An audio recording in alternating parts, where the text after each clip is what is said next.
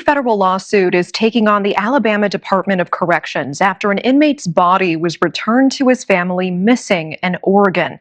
Charles Singleton died back in 2021.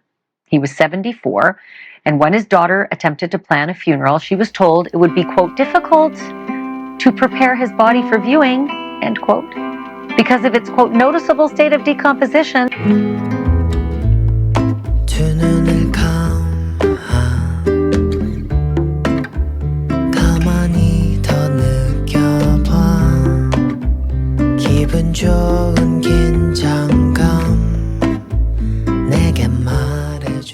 The mortician reported that all of Singleton's internal organs, including his brain, were missing.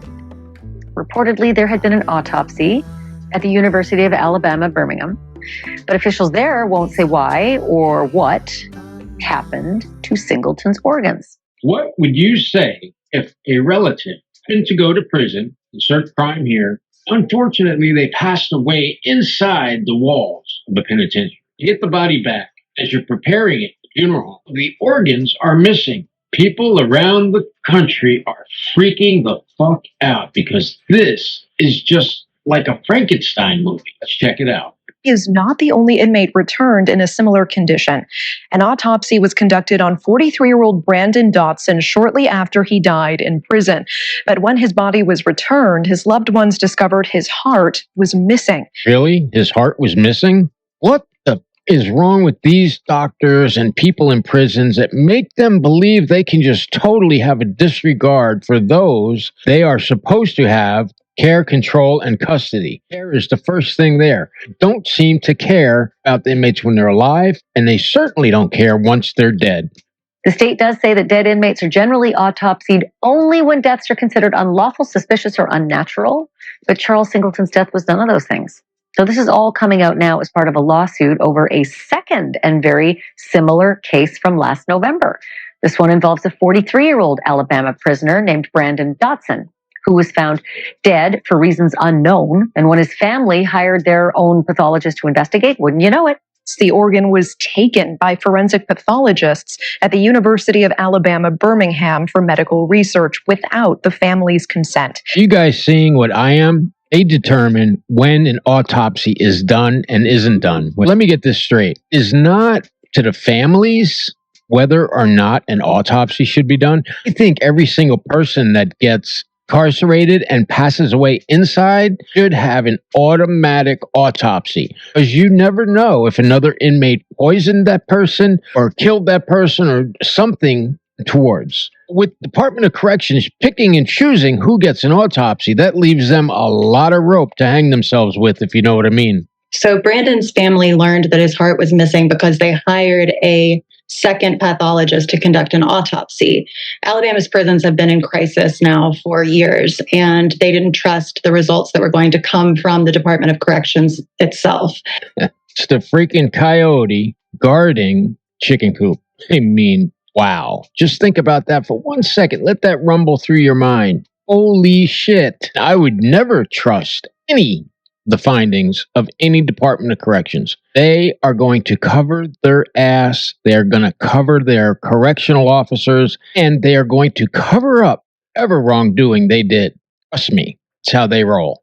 When someone dies in custody, and this can even mean someone that is, say, on a hospital unit in a prison, that body must be examined, because I don't care if they're in a hospital unit at a prison or in the back seat of a patrol car. That's an in-custody death. That means that the state is responsible for their mortal remains. Wouldn't trust them with my mortal remains. And you certainly wouldn't trust anyone, right? Would you? Department of Corrections are just strangers. You don't know any of them cops in there or the administration. Of course, you would want to get an autopsy because you do not believe you are told without evidence. That's all I got to say to you. If you guys just require evidence when something untoward happens, this whole thing be exposed. So when they reached into their retirement savings to hire the second pathologist, the pathologist told them that a heart was not in the body. And since then, we've learned that many other families have been impacted as well. I mean, as you mentioned, this is not the only instance of an inmate being returned without their organs. We know another Alabama family had to bury their father without any of his organs. I did something on funeral homes who steal organs and sell them on the open market. That could very well be the case right here because we just don't know. They could very well be cutting out the organs and selling them on the black market. I would put nothing past anyone on this planet. Everybody has an ulterior motive. You might not agree with that, but they do. Everybody has a way that they see things. And I think the entire country needs to wake up to this because this is really sick. Does the University of Alabama have any right to these organs? Do they need the families to consent? We do believe that they need the families to consent. And right now they are using the consent of the wardens to take these organs and use them for whatever purpose they see fit. This in no way surprises me, right? Because the administration in any prison is all about punish the inmates, torture the inmates, beat the inmates, lock them up in solitary confinement, and treat them like the lowest form of scum on the planet. That's what they are told when they are trained. So when they get into the prisons, we're talking about the guards, they treat the inmates like animals.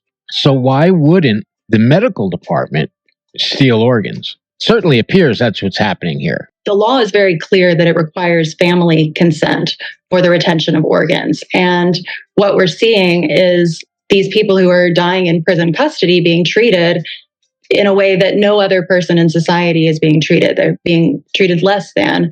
And the wardens are giving these permissions that they don't actually have the authority to give. You got an independent reporter bringing this out into the open for us to gaze at the ugliness.